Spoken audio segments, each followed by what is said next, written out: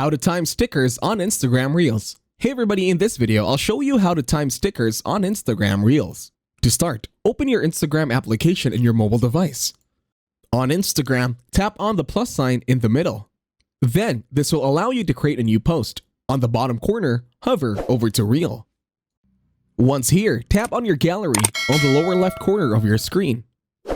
Then, choose any of your videos or existing videos over in your gallery to be used as a reel for your Instagram. Once satisfied, click on Next. On the upper right, tap on the smiling rectangle. A pop-up will then appear, and then in here, you can choose whatever sticker you want to use. Once satisfied, you can now post your Instagram reel the way you want it, or you can share it as is. And that's it. Thank you very much for watching. Please leave a like, share, and subscribe to the channel, and hopefully you got some value in this one. And as always, I'll see you on the next one.